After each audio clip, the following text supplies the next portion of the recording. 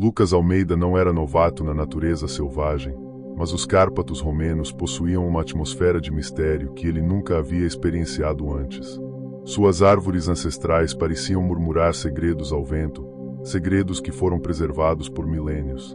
As montanhas tinham uma qualidade sobrenatural, ameaçadora, mas fascinante, que desafiava qualquer explicação lógica.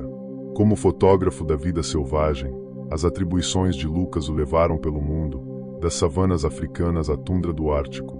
Mas aqui estava ele, oculto na Europa Oriental, um local que parecia mais mítico do que real.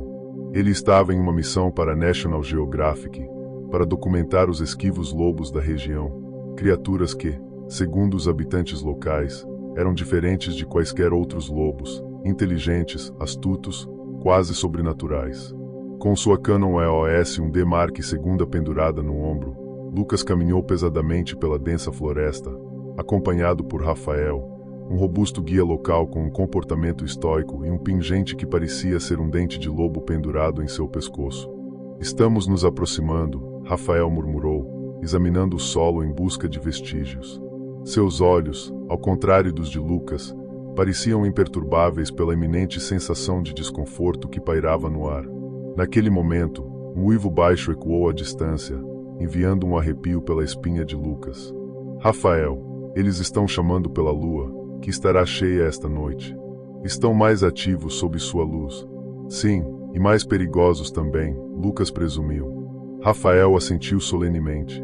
"Você não tem ideia."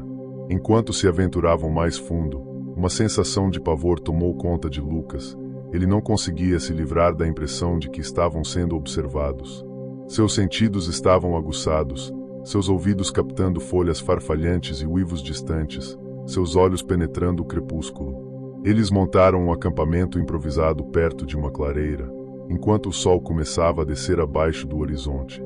O céu estava tingido com tons de carmesim e âmbar, mas a beleza durou pouco. Logo, a escuridão envolveu a paisagem, deixando apenas o brilho ameaçador da lua para iluminar seu caminho.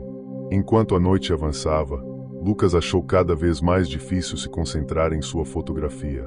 Sentiu uma atração estranha, um desejo inexplicável de se aventurar mais para dentro da floresta, em direção à origem da assombração que preenchia o ar. "Você está bem?" Rafael questionou, notando a inquietação de Lucas.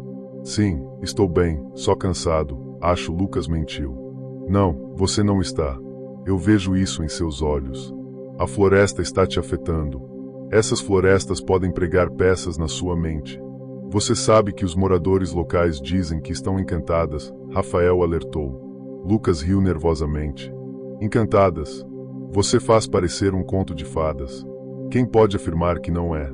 Rafael retrucou, seu rosto desprovido de humor. Antes que Lucas pudesse responder, uma cacofonia de uivos irrompeu surpreendentemente perto.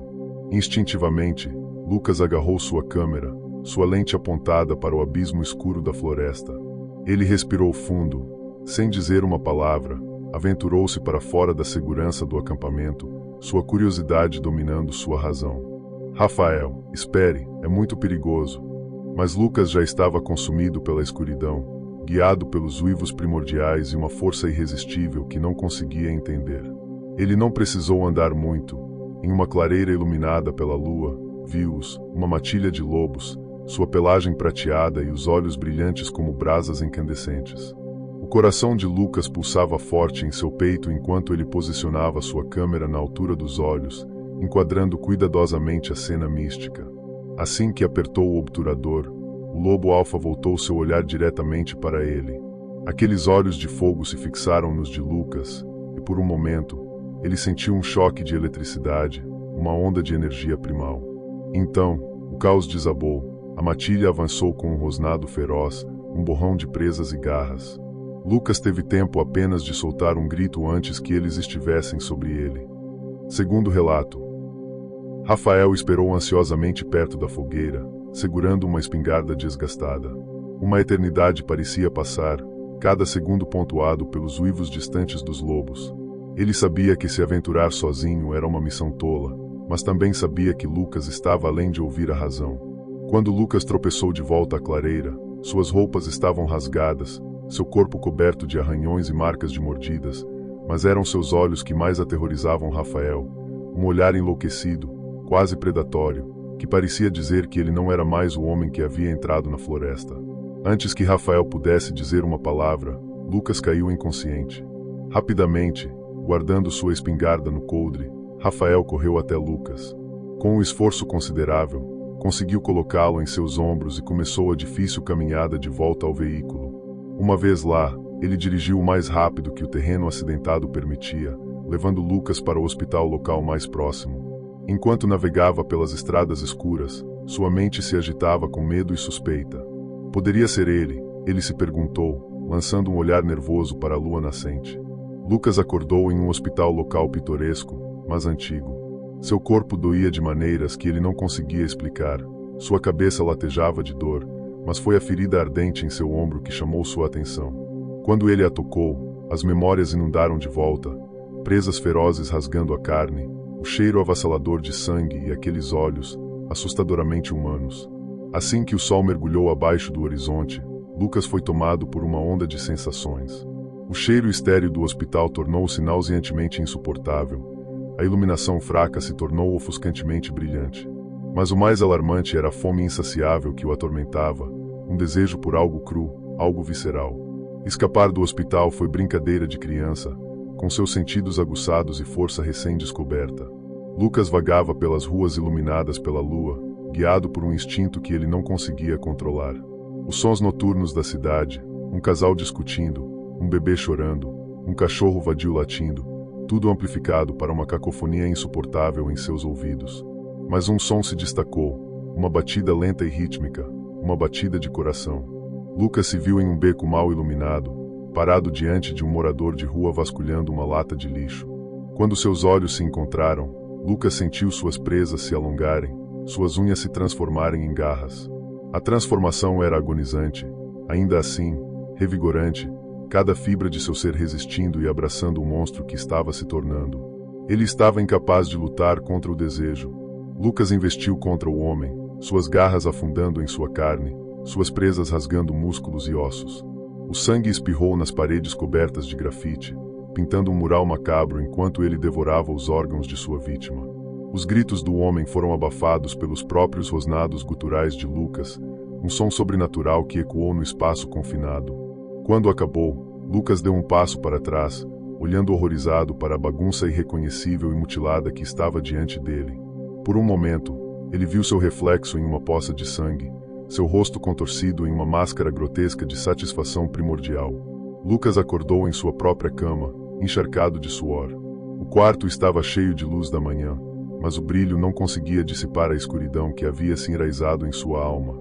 Quando ele se levantou, seus olhos caíram sobre sua câmera, deitada na mesa, tão inocentemente quanto sempre, como se zombasse de sua descida à loucura. Seu telefone vibrou, uma chamada recebida de um número desconhecido. Ele atendeu, trêmulo, e uma voz distorcida falou: "Você não pode fugir do que você é, Lucas. A próxima lua cheia é em 3 dias. Abrace seu destino ou seja consumido." Terceiro relato. Lucas era um homem destroçado, assombrado pela atrocidade que havia cometido. Sua mente era um caos rodopiante, recusando-se a reconciliar o Lucas que ele pensava ser com o monstro que ele havia se tornado. Ele não podia ir à polícia.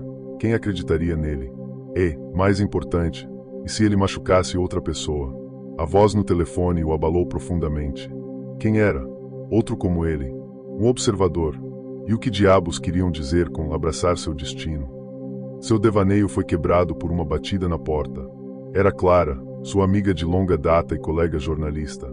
Seu rosto tinha uma expressão de preocupação que mudou para choque quando ela viu a aparência desgrenhada de Lucas. "Jesus, Lucas, você parece um inferno. O que aconteceu com você?" Lucas esboçou um sorriso fraco. "Risco ocupacional. Eu me envolvi em uma pequena briga com um animal selvagem enquanto estava em tarefa." Clara hesitou, estreitando os olhos como se sentisse que havia mais na história do que Lucas estava contando. "Um animal selvagem, hein?" Rafael mencionou que algo semelhante aconteceu com ele anos atrás, mas ele sempre foi vago sobre os detalhes. Clara não estava acreditando, mas deixou passar. "Ouça, há algo que você precisa ver. Está em todas as notícias. Ela abriu seu laptop e reproduziu um vídeo. A manchete dizia: misterioso ataque animal deixa um morto, autoridades perplexas. A vítima era um morador de Rua do Beco. Seu corpo foi tão brutalmente mutilado que as autoridades estavam especulando que seria obra de um grande predador, possivelmente um lobo. Enquanto o vídeo era reproduzido, Lucas notou os olhos de Clara indo e voltando entre a tela e seu rosto, como se tentasse conectar pontos que não deveriam estar conectados. A suspeita era palpável, mas não dita. Lucas sentiu um nó se formar em sua garganta. Ele se desculpou e correu para o banheiro, onde esvaziou o conteúdo do estômago. Quando voltou, Clara ainda estava lá, preocupação agora misturada com um traço de suspeita. Lucas, há algo que você não está me contando. Clara olhou para a porta fechada do banheiro, então, de volta para Lucas. As autoridades estão ligando isso a outras ocorrências estranhas pela cidade. Meus instintos jornalísticos estão gritando que algo grande está acontecendo e você está no meio disso. Não está. Ele investigou os olhos dela e, por um segundo, considerou confessar, desabafar seu segredo obscuro, mas as palavras não saíram. Em vez disso, ele murmurou: não estou me sentindo bem, acho que preciso descansar. Clara hesitou e, então, assentiu. Tudo bem, disse Lucas, realmente. Assim que a porta se fechou atrás de Clara, Lucas sentiu uma onda de culpa sobre ele. Ele poderia realmente esconder esse segredo de alguém que tinha sido como uma irmã para ele. E o que dizer de Rafael? Ele se lembrou do estranho telefonema e um pensamento assustador cruzou sua mente. E se Rafael estivesse envolvido em tudo isso também? Assim que ela deixou, Lucas trancou a porta e desabou no sofá. Seus olhos caíram sobre uma velha foto de família, os rostos sorridentes, uma lembrança agonizante de uma vida que estava escorregando por entre seus dedos. Seu telefone tocou novamente, desta vez uma mensagem de texto. A floresta clama por você, Lucas. Venha antes que seja tarde demais. Sua decisão foi tomada em um instante. Ele precisava voltar para os Cárpatos romenos, de volta para a floresta amaldiçoada que havia destruído sua vida. Talvez lá ele encontrasse as respostas que tanto procurava, ou talvez ele encontrasse uma maneira de acabar com esse pesadelo. De uma forma ou de outra, com o coração pesado, Lucas empacotou seus itens essenciais, incluindo a câmera amaldiçoada que havia capturado o horror daquela noite fatídica. Enquanto ele embarcava no avião, ele não conseguia se livrar do medo que o consumia e o condenava, mas o que mais o assustava era um pequeno lampejo de alegria que ele sentiu profundamente dentro de si. Uma voz insidiosa que sussurrava: abrace seu destino. Quarto relato. O avião de Lucas pousou em solo romeno, uma sensação de desgraça iminente pairando no ar. Apesar da gravidade de sua situação, ele sentiu uma atração inexplicável pelos destinos, como se alguma força malévola o estivesse guiando. Rafael estava esperando por ele em um local de bar, uma expressão sombria em seu rosto. Eu estava me perguntando se eu te veria novamente, ele disse, virando uma dose de pelinca, o forte conhaque local. Rafael fez uma pausa, olhando para o copo vazio. Você sabe que essas lendas existem há gerações. Eu tomei a liberdade de me preparar um pouco mais do que da última vez. Você nunca pode ser cauteloso demais, Lucas respondeu, com a voz cheia de arrependimento. Enquanto dirigiam até a orla da floresta, Rafael quebrou o silêncio. Ouvi sobre os ataques na cidade. Dizem que é algum tipo de animal, mas as feridas não se parecem com nenhum animal que eu já tenha visto. Lucas desviou o olhar, a culpa o roía. Talvez seja uma nova espécie, uma aberração, ou talvez seja uma espécie antiga. Rafael atirou de volta. Uma que nós temos esquecido, uma que é melhor esquecida. Rafael então parou o carro, desligando o motor. Há algo que você deve saber. Histórias sobre criaturas como essas não são apenas contos, são avisos de um homem que viu demais. Tenha cuidado. Eles chegaram na mesma clareira onde acamparam antes. Desta vez, no entanto, Rafael produziu uma adaga de prata acorrentada e um rifle carregado com balas de prata. Se as histórias forem verdadeiras, elas devem manter as criaturas afastadas ou matá-las, Lucas acrescentou severamente. Rafael olhou para ele, seus olhos procurando. Ou matá-las, ele ecoou, enquanto Rafael carregava o rifle, suas mãos tremendo um pouco. Ele olhou para Lucas.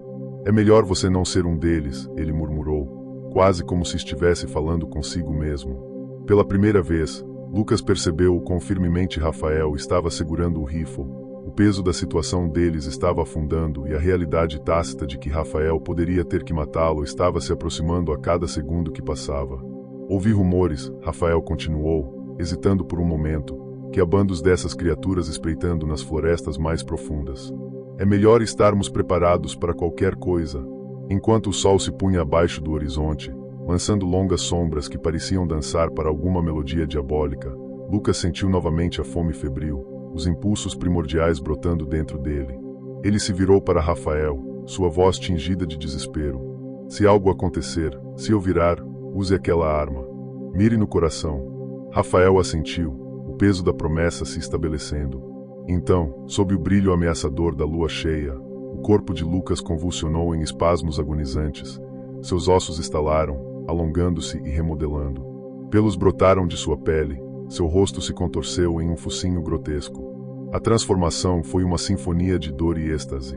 E quando acabou, o homem se foi, substituído por uma criatura monstruosa parecida com um lobo. Quando Lucas começou a se transformar, Rafael deu alguns passos para trás, seu rosto contorcido em uma mistura de horror e descrença. Seus dedos agarraram o rifle com força, se preparando para o impensável. Rafael apontou seu rifle para a criatura, seus olhos encontrando o que costumava ser de Lucas. Ele hesitou, dividido entre lealdade e sobrevivência. Deus me perdoe, ele sussurrou. A criatura que uma vez foi Lucas lançou um uivo ensurdecedor, um chamado para a natureza, um chamado para o amaldiçoado. E das profundezas da floresta, os uivos de resposta vieram, um coro triste de gelar os ossos que marcou o início da caçada. Congelado no lugar, Rafael observou enquanto a criatura corria para a floresta, tornando-se um com o caçador. Seus ombros cederam, o peso do momento afundando no que nos tornamos.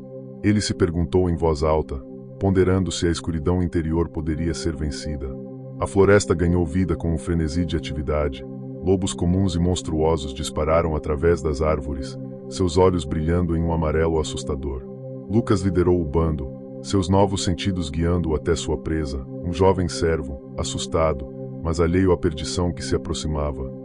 Com uma explosão de velocidade que desafiava a natureza, Lucas investiu contra o servo, suas garras rasgando carne e osso como manteiga. Sangue espirrou em arcos de carmesim, respingando nas árvores, no chão e nos outros lobos, mas foi Lucas quem deu o golpe final, suas mandíbulas apertando o pescoço do veado, cortando a medula espinhal em uma exibição horrível de poder bruto. Enquanto a matilha festejava, Lucas sentiu algo, alguém o observava. Ele olhou para cima, seus olhos se fixaram em uma figura parada na beira da clareira. Era um homem, ou pelo menos parecia um, mas seus olhos brilhavam em um vermelho profundo, refletindo a sede de sangue que Lucas sentia que o tomava. Bem-vindo ao bando, irmão, a figura falou, sua voz um rosnado gutural. Quinto relato. A figura entrou no luar, revelando suas feições ameaçadoras de lobo que eram, de alguma forma, ainda perturbadoramente humanas. Seus olhos penetraram os de Lucas, como se procurassem por algo que só ele podia ver. Eu sou Dorian, ele disse, quebrando o silêncio tenso, e, como você, eu sou um Liam, um lobisomem, se você preferir o termo. A floresta te chamou de volta porque você pertence aqui conosco. Sua vida como humano foi apenas um mero prólogo para seu verdadeiro destino. Dorian fez uma pausa, inclinando a cabeça como se estivesse ouvindo uma melodia distante que só ele podia captar. Eu tenho observado você, sabe, desde aquela primeira noite. Você tem algo que a maioria de nós perdeu há muito tempo: conflito. É o que te faz forte. Lucas, ainda em sua forma monstruosa, rosnou em uma mistura de desafio e confusão. O peso das palavras de Dorian pairava pesadamente, entrelaçando-se com as emoções tumultuosas girando dentro dele. Não tema sua natureza, Dorian continuou. Você é o alfa deste pico, o sangue dos antigos flui em você. Você está destinado a nos levar a um novo mundo, onde Lians reinam, livres das fragilidades humanas. Rafael, de seu ponto de vista oculto, cerrou os punhos. As palavras de Dorian soaram muito familiares, como ecos de um passado que ele tentou esquecer.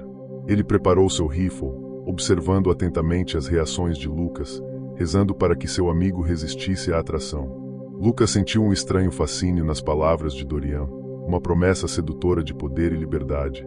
Mas então, as memórias do cadáver mutilado no beco, o rosto preocupado de Clara, e uma vida que uma vez foi passaram diante de seus olhos. Com um uivo de raiva e angústia, ele se lançou contra Dorian. Rafael estava assistindo horrorizado enquanto Lucas se transformava, liderava o bando e se encontrava com Dorian. Quando Lucas atacou, ele tomou como sua rainha. Mirando com mãos trêmulas, Rafael disparou uma bala de prata. O tiro ecoou pela floresta como um trovão, parecendo congelar.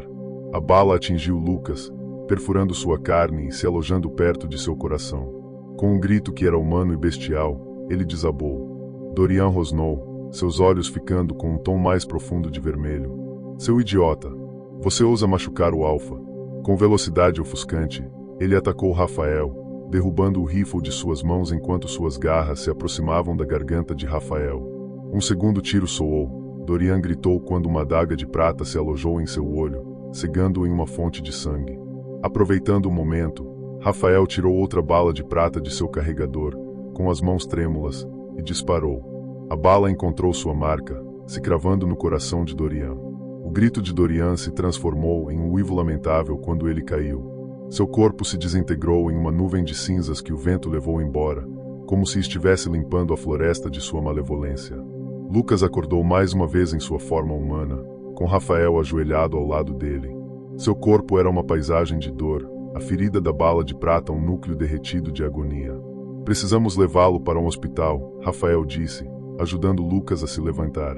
Sem hospitais, Lucas fez uma careta. Terminei de correr.